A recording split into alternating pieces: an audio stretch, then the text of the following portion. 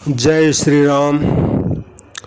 सभी श्रोताओं का मेरे संत कल्याणवाणी चैनल में हार्दिक स्वागत है। पूज्य स्वामी राम सुखदास जी महाराज जी का प्रवचन है नाम जप की महिमा। भगवान के नाम के जप की क्या महिमा है, इस पर उनका प्रवचन है, तो इसको मैं आपके सामने रख रहा हूँ। तो महाराज जी के वचन हैं, नाम और नामी में अर्थात भगवान नाम और भगवान में अभेद है, अतः दोनों के स्मरण का एक ही महात्म्य है। भगवान नाम तीन तरह से लिया जाता है। पहला मन से नाम का स्मरण होता है, जिसका वर्णन भगवान ने योमा समृत नित्य सौ गीता जी के 8वें अध्याय के 14वें पदों से किया है। दूसरा वाणी से नाम का जप होता है, जिसे भगवान ने यज्ञानां जप यज्ञोस्मि गीता जी के 10वें अध्याय के 25वें श्लोक में कहा है, पदों से अपना स्वरूप बताया है। तीसरा कंठ से जोर से उच्चारण करके कीर्तन किया जाता है, जिसका वर्णन भगवान ने कीर्तयन्तः गीता जी के 9वें अध्याय के 14वें पद से किया है। गीता में भगवान ने ओम, तत् और सत ये तीन परमात्मा के नाम बताए हैं। ओम तत्सदितिर्देशो ब्रह्मणस्त्रिविधो स्मृतः 17वें अध्याय का 23वां श्लोक है। प्रणव यानी ओंकार को भगवान ने अपना स्वरूप बताया है। प्रणवः सर्ववेदेषु 7वें अध्याय का 8वां श्लोक और गिरा मत्स्येक मक्षरम 10वें अध्याय का 25वां श्लोक। तो भगवान कहते हैं कि जो मनुष्य ओम इस एक अक्षर प्रणव का उच्चारण करके और मेरा स्मरण करके शरीर छोड़कर जाता है, वह परम गति को प्राप्त होता है। 8वें अध्याय का 13वां श्लोक। अर्जुन ने भी भगवान के विराट रूप की स्तुति करते हुए नाम की महिमा कही है। जैसे, हे प्रभु, कई देवता भयभीत होकर हाथ जोड़े हुए आपके नाम आदि का कीर्तन कर रहे हैं, 11वें अध्याय के 21वें श्लोक में। और हे अंतर्यामी भगवान, आपके नाम आदि का कीर्तन करने से यह संपूर्ण जगत हर्षित हो रहा है और अनुराग यानी प्रेम को प्राप्त हो रहा है। आपके नाम आदि के कीर्तन से भयभीत होकर राक्षस लोग 10 दिशाओं में भागते हुए जा रहे हैं और संपूर्ण सिद्धगण आपको नमस्कार कर रहे हैं। यह सब होना उचित ही है। 11वें अध्याय का 36वें श्लोक में ये बात भगवान ने कही है। अब ज्ञातव्य के संबंध में महाराज जी कुछ कह रहे हैं। सुषुप्ति यानी गाढ़ निद्रा के समय संपूर्ण इंद्रियां मन में, मन बुद्धि में, बुद्धि अहंग में और अहम अविद्या में लीन हो जाता है। अर्थात सुषुप्ति में अहंग भाव का भान नहीं होता। गाढ़ निद्रा से जगने पर ही सबसे पहले अहंग भाव का भान होता है, फिर देश, काल, अवस्था आदि का भान होता है। परंतु गाढ़ निद्रा में सोए हुए व्यक्ति के नाम से कोई आवाज़ देता है तो वह जग जाता है। अर्थात अविद्या में लीन हुए गाढ़ निद्रा में सोए हुए व्यक्ति तक शब्द पहुंच जाता है। तात्पर्य है कि शब्द में अचिंत्य शक्ति है, जिससे वह अविद्या को भेद कर अहंग तक पहुंच जाता है। जैसे अनादिकाल से अविद्या में पड़े हुए मूर्छित व्यक्ति की तरह संसार में मोहित हुए मनुष्य को गुरुमुख से श्रवण करने पर अपने स्वरूप का बोध हो जाता है। अर्थात अविद्या में पड़े हुए मनुष्य को भी शब्द का तत्व ज्ञान करा देता है। ऐसे ही जो तत्परता से भगवान नाम का जप करता है उसको वह नाम स्वरूप का बोध, भगवान के दर्शन करा देता है। तत्वज्ञ जीवन मुक्त महापुरुष के मुख से निकले जो शब्द यानी उपदेश होते हैं उनको कोई आदर पूर्वक सुनता है तो उसके आचरण भाव सुधर जाते हैं और अज्ञान मिटकर बोध हो जाता है। परंतु जिसकी वाणी में असत्य, कटुता, वृथा बकवाद, निंदा, परचर्चा आदि दोष होते हैं उसके शब्दों का दूसरों पर असर नहीं होता, क्योंकि उसके आचरणों के कारण शब्द की शक्ति कुंठित हो जाती है। ऐसे ही स्वयं वक्ता में भी भ्रम, प्रमाद, लिप्सा और करणापाटव ये 4 दोष होते हैं। वक्ता जिस विषय का विवेचन करता है उसको वह ठीक तरह से नहीं जानता, अर्थात कुछ जानता है और कुछ नहीं जानता, यह भ्रम है। वह उपदेश देते हुए सावधानी नहीं रखता, बेपरवाह होकर कहता है और श्रोता किस दर्जे का है, कहाँ तक समझ सकता है आदि बातों को उपेक्षा के कारण नहीं जानता है। यह उसका प्रमाद है। किसी तरह से मेरी पूजा हो, आदर हो, श्रोताओं से रुपए पैसे मिल जाएं, मेरा स्वार्थ सिद्ध हो जाए, सुनने वाले किसी तरह से मेरे चक्कर में आ जाएं, मेरे अनुकूल बन जाएं आदि की इच्छा रखता है, यह लिप्सा है। कहने की शैली में कुशलता नहीं है। वक्ता श्रोता की भाषा को नहीं जानता। श्रोता किस तरह बात को समझ सकता है वह युक्ति उसको नहीं आती, यह करणापाटव है।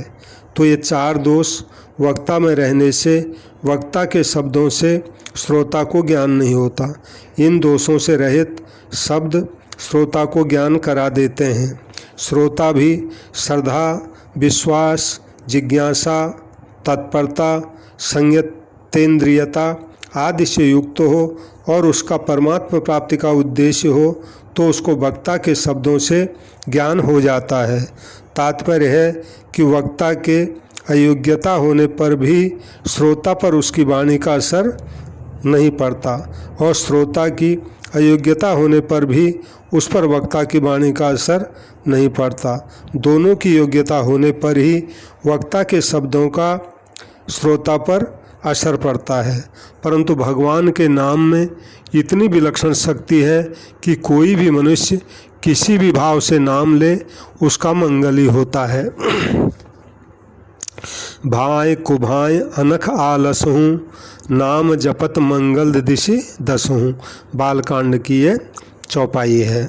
भगवान का नाम अवहेलना से, संकेत से, परिहास आदि किसी भी प्रकार से लिया जाए वह पापों का नाश करता ही है। सांकेत्यं पारिहास्यं वा स्तोभं हेलनमेव वा वैकुंठ नाम ग्रहण मेषास घहरं विदुः। श्रीमद्भागवत के 6ठे स्कंद के 2 अध्याय का 14वां श्लोक है। ये भगवान ने अपने नाम के विषय में स्वयं कहा है कि जो जीव श्रद्धा से अथवा अवहेलना से भी मेरा नाम लेते हैं उनका नाम सदा मेरे हृदय में रहता है। श्रद्धया हे लया नामो रटन्ति मम जन्तवः, तेषां नाम सदा पार्थो वर्तते हृदय मम। अब शंका है गुड़ का नाम लेने से मुख मीठा नहीं होता, फिर भगवान का नाम लेने से क्या होगा, ये प्रश्न है। तो महाराज जी का समाधान है, महाराज जी द्वारा समाधान है, जिस वस्तु का नाम गुण है उस नाम के गुण नाम वाली वस्तु का अभाव है, अर्थात गुड़ के नाम में गुण नहीं है। और जब तक गुड़ का रसनेन्द्रिय यानी जीभ के साथ संबंध नहीं होता तब तक मुख मीठा नहीं होता, क्योंकि जीभ में गुड़ मौजूद नहीं है। ऐसे ही धनी का नाम लेने से धन नहीं मिलता, क्योंकि धनी के नाम में धन मौजूद नहीं है, परंतु भगवान के नाम में भगवान मौजूद हैं। अद्भुत बात। नामी यानी भगवान से नाम अलग नहीं है, नाम से नामी अलग नहीं है। नामी में नाम मौजूद है और नाम में नामी मौजूद है, यानी राम नाम में धनुष बाणधारी राम मौजूद है। कहने का मतलब ये है कि राम नाम जो है वो धनुष बाणधारी राम जी ही हैं, यानी नाम भी हैं और नामी भी हैं, दोनों ही हैं वो। अतः नामी का भगवान का नाम लेने से भगवान मिल जाते हैं, नामी प्रकट हो जाता है। अगली शंका है, नाम तो केवल शब्द मात्र है, उससे क्या कार्य भला सिद्ध होगा?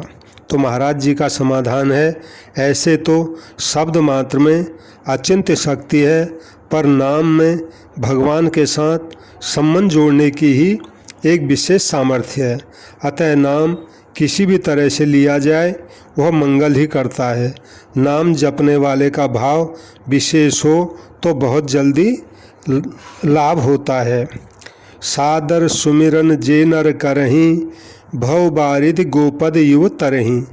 रामचरितमानस के बालकांड की ये चौपाई है।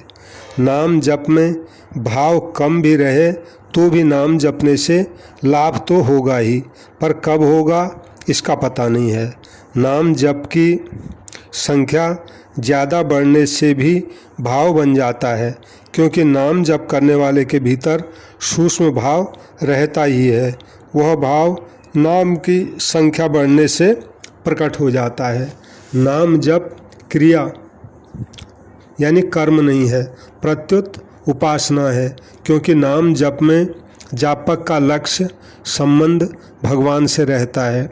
जैसे कर्मों से कल्याण नहीं होता, कर्म अपना फल देकर नष्ट हो जाते हैं, परंतु कर्मों के साथ निष्काम भाव की मुख्यता रहने से वे कर्म कल्याण करने वाले हो जाते हैं। ऐसे ही नाम जप के साथ भगवान के लक्ष्य की मुख्यता रहने से नाम जप भगवत साक्षात्कार कराने वाला हो जाता है। भगवान का लक्ष्य मुख्य रहने से नाम चिन्मय हो जाता है, फिर उसमें क्रिया नहीं रहती। इतना ही नहीं, वह चिन्मयता जापक में भी उतर आती है, अर्थात नाम जपने वाले का शरीर भी चिन्मय हो जाता है, उसके शरीर की जड़ता मिट जाती है। जैसे तुकाराम जी महाराज सशरीर बैकुंठ चले गए, यानी उनका ये शरीर जो है वो भी अंतर्ध्यान हो गया। मीराबाई का शरीर भगवान के श्री विग्रह में समा गया, यानी मीराबाई भगवान की जो मूर्ति थी उसमें समा गई द्वारिका में।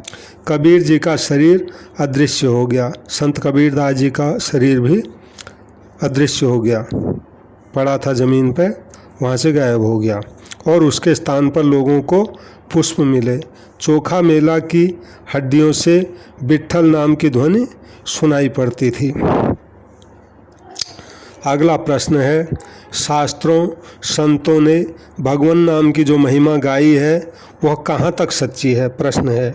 तो महाराज जी का उत्तर है, शास्त्रों और संतों ने नाम की जो महिमा गाई है वो पूरी सच्ची है। इतना ही नहीं, आज तक जितनी नाम महिमा गाई है उससे नाम महिमा अभी पूरी नहीं हुई है, प्रत्युत अभी बहुत नाम महिमा कहना बाकी है। कारण कि भगवान अनंत हैं, उनके नाम की महिमा भी अनंत है। हरि अनंत हरि कथा अनंता, बालकांड की ये चौपाई है। नाम की पूरी महिमा स्वयं भगवान भी नहीं कह सकते। नाम के प्रकरण में तुलसीदास ने ये बात कही है, राम उन सकई नाम गुण गाई, यानी मैं राम नाम की महिमा कहाँ तक कहूँ।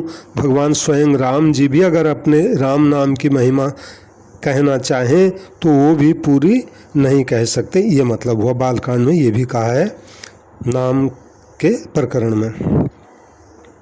अगला प्रश्न है, नाम की जो महिमा गाई है वह नाम जप करने वाले व्यक्तियों में देखने में नहीं आती, इसमें क्या कारण है? महाराज जी का उत्तर है, नाम के महात्म्य को स्वीकार न करने से नाम का तिरस्कार, अपमान होता है, अतः वह नाम उतना असर नहीं करता। नाम जप में मन नहीं लगाने से, इष्ट के ध्यान सहित नाम जप न करने से, हृदय से नाम को महत्व नहीं देने से आदि दोषों के कारण नाम का महात्म्य शीघ्र देखने में नहीं आता। महात्म्य यानी महिमा, नाम जप तो रहे हैं लेकिन जितनी महिमा कहते हैं उतनी हमें देखने में क्यों नहीं आती, तो ये कारण महाराज जी ने बताए हैं। हाँ, किसी प्रकार से नाम जप मुख से चलता रहे तो उससे भी लाभ होता ही है, पर इसमें समय लगता है। मन लगे चाहे न लगे, पर नाम जप निरंतर चलता रहे, कभी छूटे नहीं, तो नाम महाराज की कृपा से सब काम हो जाएगा, अर्थात मन लगने लग जाएगा, नाम पर श्रद्धा विश्वास भी हो जाएंगे आदि। अगर भगवान नाम में अनन्य भाव हो और नाम जप निरंतर चलता रहे तो उससे वास्तविक लाभ हो ही जाता है, क्योंकि भगवान का नाम सांसारिक नामों की तरह नहीं है। भगवान चिन्मय हैं, अतः उनका नाम भी चिन्मय यानी चेतन है। राजस्थान में बुधा राम जी नामक एक संत हुए हैं। वे जब नाम जप में लगे तब उनको नाम जप के बिना थोड़ा भी समय खाली जाना सुहाता नहीं था। जब भोजन तैयार हो जाता तब माँ उनको भोजन के लिए बुलाती और वे भोजन करके पुनः नाम जप में लग जाते। एक दिन उन्होंने माँ से कहा कि माँ, रोटी खाने में बहुत समय लग जाता बुधाराम जी ने, अतः केवल दलिया बनाकर थाली में परोस दिया कर और जब थोड़ा ठंडा हो जाया करे तब मुझे बुला लिया कर। माँ ने फिर वैसा ही किया। एक दिन फिर उन्होंने माँ से कहा कि माँ, दलिया खाने में भी समय लगता है, अतः अब तू केवल राबड़ी बना दिया कर और जब वह ठंडी हो जाया करे तब बुला लिया कर। इस तरह लगन से नाम जप किया जाए तो उससे वास्तविक लाभ होता है, यानी उनको नाम में मिठास आने लग गई थी, ये मतलब हुआ। अगली शंका है, अगर श्रद्धा विश्वास पूर्वक किए हुए नाम जप से ही लाभ होता है तो फिर नाम की महिमा क्या हुई? महिमा तो श्रद्धा विश्वास की ही हुई, ये शंका है। तो समाधान है, जैसे राजा को राजा न मानने से राजा से होने वाला लाभ नहीं होता, पंडित को पंडित नहीं मानने से पंडित से होने वाला लाभ नहीं होता, संत महात्माओं को संत महात्मा नहीं मानने से उनसे होने वाला लाभ नहीं होता, भगवान अवतार लेते हैं तो उनको भगवान नहीं मानने से उनसे होने वाला लाभ नहीं होता, परंतु राजा आदि से लाभ न होने से राजा आदि में कमी थोड़े ही आ गई, कमी तो न मानने वाले की ही हुई। ऐसे ही जो नाम में श्रद्धा विश्वास नहीं करता उसको नाम से होने वाला लाभ नहीं होता, पर इससे नाम की महिमा में कोई कमी नहीं आती, कमी तो नाम में श्रद्धा विश्वास न करने वाले की ही है। नाम में अनंत शक्ति है, वह शक्ति नाम में श्रद्धा विश्वास करने से तो बढ़ेगी और श्रद्धा विश्वास न करने से घटेगी, यह बात है ही नहीं। हाँ, जो नाम में श्रद्धा विश्वास करेगा वह तो नाम से लाभ ले लेगा, पर जो श्रद्धा विश्वास नहीं करेगा वह नाम से लाभ नहीं ले सकेगा। दूसरी बात, जो नाम में श्रद्धा विश्वास नहीं करता उसके द्वारा नाम का अपराध होता है, उस अपराध के कारण वह नाम से होने वाले लाभ को नहीं ले सकता। अगला प्रश्न है, श्रद्धा विश्वास के बिना भी अग्नि को छूने से हाथ जल जाता है, फिर श्रद्धा विश्वास के बिना नाम लेने से उसकी महिमा तत्काल प्रकट क्यों नहीं होती? उत्तर है, अग्नि भौतिक वस्तु है और वह भौतिक वस्तुओं को ही जलाती है, परंतु भगवान का नाम अलौकिक है, दिव्य है।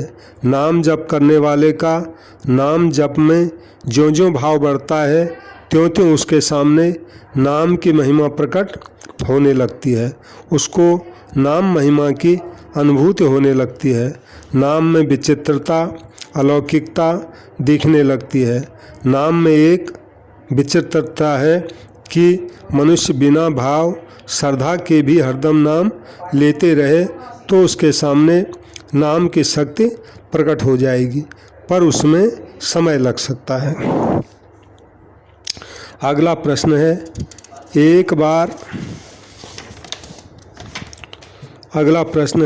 क्या एक बार नाम लेने से ही सब पाप नष्ट हो जाते हैं क्या? उत्तर, हाँ, आर्त भाव से लिए हुए एक नाम से ही सब पाप नष्ट हो जाते हैं। मनुष्य को अंत समय में मृत्यु से छुड़ाने वाला कोई भी नहीं दिखता। वह सब तरफ से निराश हो जाता है। उस समय आर्त भाव से उसके मुख से एक नाम भी निकलता है तो एक ही नाम उसके संपूर्ण पापों को नष्ट कर देता है।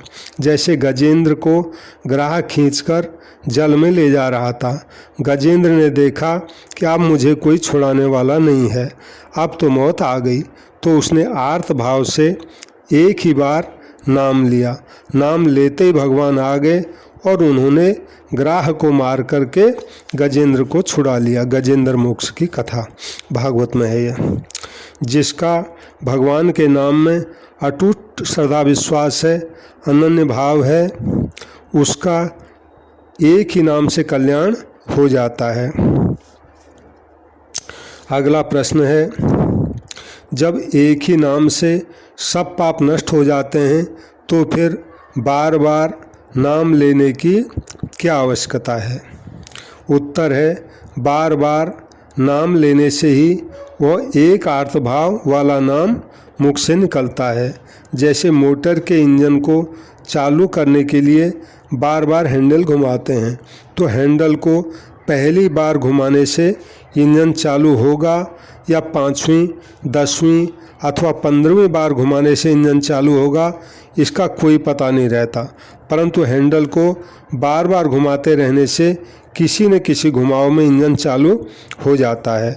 ऐसे ही बार बार भगवान नाम लेते रहने से कभी न कभी वह आर्त भाव वाला एक नाम आ ही जाता है। अतः बार बार नाम लेना बहुत ज़रूरी है। अगला प्रश्न है, जो मनुष्य नाम जप तो करता है पर उसके द्वारा निषिद्ध कर्म भी होते हैं, उसका उद्धार होगा या नहीं? निषिद्ध माने नहीं करने जैसे काम। उत्तर है महाराज जी का, समय पाकर उसका उद्धार तो होगा ही, क्योंकि किसी भी तरह से लिया हुआ भगवान का नाम निष्फल नहीं जाता, परंतु नाम जप का जो प्रत्यक्ष प्रभाव है वह उसके देखने में नहीं आएगा।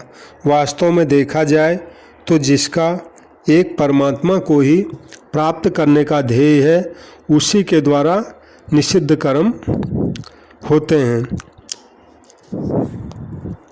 मतलब यह है, जिसका एक परमात्मा को ही प्राप्त करने का ध्येय नहीं है, उसी के द्वारा निषिद्ध कर्म होते हैं। जिसका ध्येय एक परमात्मा प्राप्ति का ही है, उसके द्वारा निषिद्ध कर्म हो ही नहीं सकते। जैसे जिसका ध्येय पैसों का हो जाता है, वह फिर ऐसा कोई काम नहीं करता जिससे पैसे नष्ट होते हैं। वह पैसों का नुकसान नहीं सह सकता और कभी किसी कारणवश पैसे नष्ट हो जाएं तो बेचैन हो जाता है। ऐसे ही जिसका ध्येय परमात्मा प्राप्ति का बन जाता है, वह फिर साधन से विपरीत काम नहीं कर सकता। अगर उसके द्वारा साधन से विपरीत कर्म होते हैं तो इससे सिद्ध होता है कि अभी उसका ध्येय परमात्मा प्राप्ति नहीं बना है। साधक को चाहिए कि वह परमात्मा प्राप्ति का ध्येय दृढ़ बनाए और नाम जप करता रहे, फिर उससे निषिद्ध क्रिया नहीं होगी। कभी निषिद्ध क्रिया हो भी जाएगी तो उसका बहुत पश्चाताप होगा, जिससे वह फिर आगे कभी निषिद्ध कर्म उसको वो नहीं करेगा, यानी उससे फिर निषिद्ध कर्म नहीं होगा। अगला भाग में बताऊंगा। जय श्री राम, जय श्री राम।